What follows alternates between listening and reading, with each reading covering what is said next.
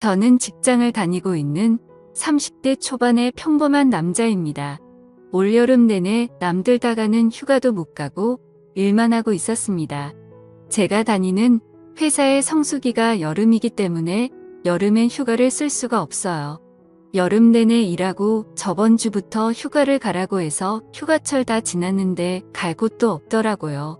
친구들도 이미 자기들끼리 휴가 다녀왔고 혼자라도 갈까 했는데 요즘 같은 상황에 집에 붙어 있는 게 낫겠다 싶어서 그냥 포기하고 집에 들어앉아 있었습니다.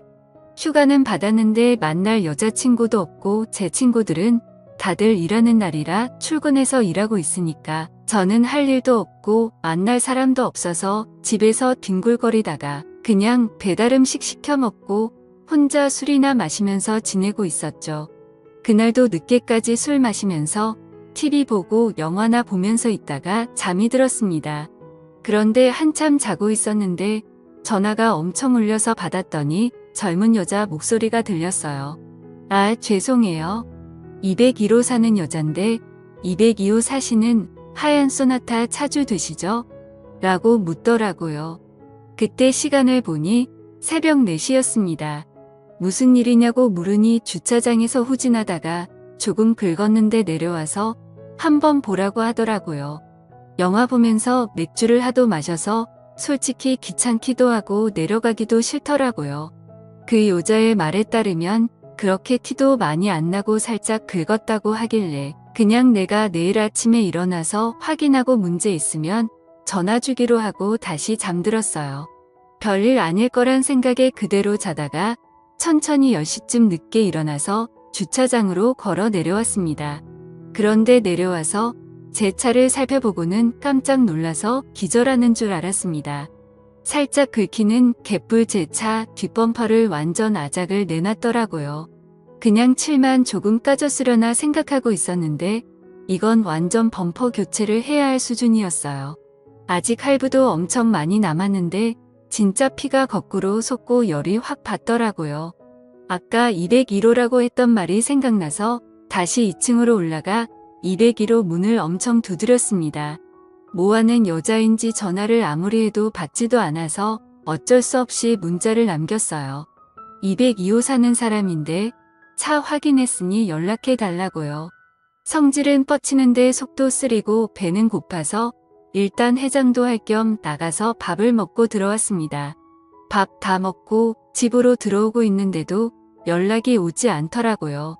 평소 옆집 여자를 오며 가면 몇 번 봤기 때문에 얼굴도 알고 있고 제 핸드폰에 기록도 남아있기 때문에 나중에 발뺌은 못할 거라 생각하고 그냥 집에 가서 TV 보며 기다렸어요. 어차피 그 상황에서 제가 할 수 있는 일이 딱히 없더라고요. 상식이 있는 사람이라면 금방 연락 오겠지 하고 핸드폰만 바라보고 있었는데 아무리 기다려도 밤늦도록 전화가 오질 않았어요. 온갖 욕이란 욕은 다 하다가 시간이 너무 늦어서 잠들어 버렸습니다. 그리고 또다시 새벽에 제 핸드폰에 전화가 울리더라고요. 시계를 보니 이번에는 새벽 3시였습니다. 전화를 받아보니 사고를 낸 옆집 여자였어요. 지금 집 앞에서 기다리고 있으니 나와 보라고 하길래 옷만 대충 걸치고 뛰어나갔습니다. 옆집 여자는 얼굴이 빨개져서 자기가 잘못한 건 알고 있는지 얌전히 손 모으고 서 있었어요. 그녀에게 아작나버린 제 차 뒷범퍼를 보여주면서 이게 뭐냐고 난리를 피웠어요. 아니, 이게 그냥 살짝 박은 겁니까? 완전 다 박살이 났잖아요. 제가 말하면서 점점 더 화가 나는 스타일이라 막 따지다 보니까 언성이 점점 높아졌습니다. 그런데 이 여자도 성질이 보통은 아닌 게 처음엔 죄송하다고 하더니 제가 화를 내기 시작하자 기분이 나쁜 듯 고쳐주면 되죠. 별로 좋은 차도 아니면서 엄청 뭐라고 하시네? 라고 하는 겁니다. 남자 자존심이 있지. 저를 욕하는 건 참아도 제 차에 대해서 욕하는 건 못 참지 않습니까? 그 말에 저도 꼭지가 돌아서 서로 고함치듯 소리를 지르고 싸웠어요. 그 새벽 시간에 두 남녀가 동네 떠나갈 듯 소리를 지르고 싸웠더니 불 끄고 자고 있던 이웃 주민들이 불을 켜고 창문을 열고 조용히 좀 하라고 하더라고요. 저는 상당히 흥분한 상태라서 신경 끄고 잠들라고 소리를 질렀는데 옆집 여자가 먼저 이성을 찾고는 일단 집으로 들어가서 이야기하자고 저를 끌고 빌라 입구로 들어갔습니다. 저는 집으로 들여보내기도 싫고 아직 화가 안 풀려서 씩씩대고 있었는데 그녀가 일단 그럼 자기 집에 가서 이야기 좀 하자면서 현관문 열고 저를 끌고 들어갔어요. 저를 끌고 들어간 그녀는 진정하고 천천히 이야기하자면서 어디 좀 앉으라고 하는데 집안 꼬라지가 정말 말이 아니었습니다. 바닥에는 술병이 굴러다니고 과자 봉지에 배달 음식 먹은 것도 제대로 버리지도 않고 그대로 바닥에 나뒹굴고 있더라고요. 살면서 그런 집은 처음 봤습니다. 좀 어디에 앉으라고 하는데 어디에 앉아야 할지 모를 정도의 상황이었어요. 저는 평소에 결벽증까진 아니지만 집 청소 자주 하고 정리정돈 해둬야 마음이 편하거든요. 군대 다녀온 남자들이라면 무슨 말인지 공감하실 겁니다. 그런 와중에 이 여자가 음료수라도 먹으라면서 냉장고에서 주스를 하나 꺼내주는데 얼핏 들여다본 냉장고 상태를 보니까 먹고 싶은 생각이 싹 사라졌어요.